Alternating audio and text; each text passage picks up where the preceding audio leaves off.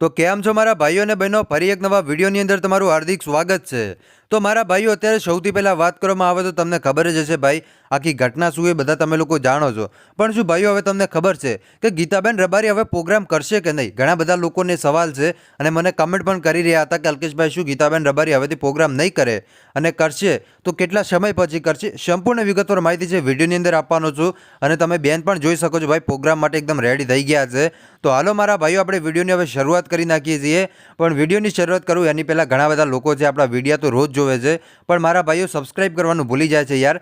તો પ્લીઝ યાર સબસ્ક્રાઇબ કરી દો। હું પણ એક ગરીબ માણસ છું, બસ તમારી પાસે એક સબસ્ક્રાઇબની આશા રાખું છું ભાઈ। તમે સબસ્ક્રાઇબ કરશો તો મને પણ ખૂબ જ વધારે સારું લાગશે કે ખરેખર મારા ભાઈઓ એક સબસ્ક્રાઇબનું બટન દબાવ્યું છે। બસ તમારી પાસે આટલી જ આશા છે કે મારા ભાઈઓ એક સબસ્ક્રાઇબ કરી નાખજો। બસ મને ખબર છે કે હવે તો તમે કરી જ નાખવાના છો। હવે હાલો વિડીયોની શરૂઆત કરી નાખીએ છીએ। તો અત્યારે તમને ખબર છે કે મહેશભાઈનું અવસાન થયું હતું ને ત્યારબાદ સોશિયલ મીડિયામાં અનેકો વિડીયો વાયરલ થઈ ગયા છે। પણ ખરેખર સાહેબ, હું જે તમને વિડીયો બતાવવાનું છું ને, આવો વિડીયો હજી સુધી કોઈએ બનાવ્યો નથી।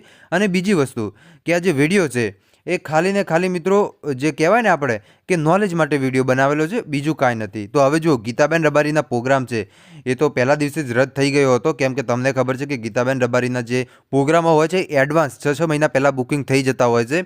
પણ હવે જે આ ઘટના બની ચૂકી છે તે એના પછી શું ગીતાબેન રબારી જે 6 મહિના પહેલાં પ્રોગ્રામ લીધા હતા એ પ્રોગ્રામ કરશે કે નહીં, એના વિશે તમને વાત કરવાનો છું। તો જુઓ મિત્રો, 6 મહિના પહેલાં જેને પ્રોગ્રામ હતા, યાની કે 1 મહિનો, આ 1 મહિનો એના પછી જે 1.5 મહિનો પછી છે, લગભગ તમે માની શકો છો કે 45 દિવસ પછી ગીતાબેન રબારી છે લગભગ 99% ગરબા કરવા જ જશે ભાઈ, અને લગ્ન પ્રસંગમાં જવા જ મળશે, કેમ કે તમને ખબર છે મિત્રો કે એમનું કામ છે, કલાકાર છે, એટલે પરિસ્થિતિ તો આવે છે અને પરિસ્થિતિની સામે લડી પણ રહ્યા છે। અને જેટલું બન્યું એટલું એમને પૂરેપૂરું કર્યું છે ભાઈ। ચાલુ પ્રોગ્રામ મૂકી અને બેન છે એ ટપ્પર કચ્છમાં જતા રહ્યા હતા।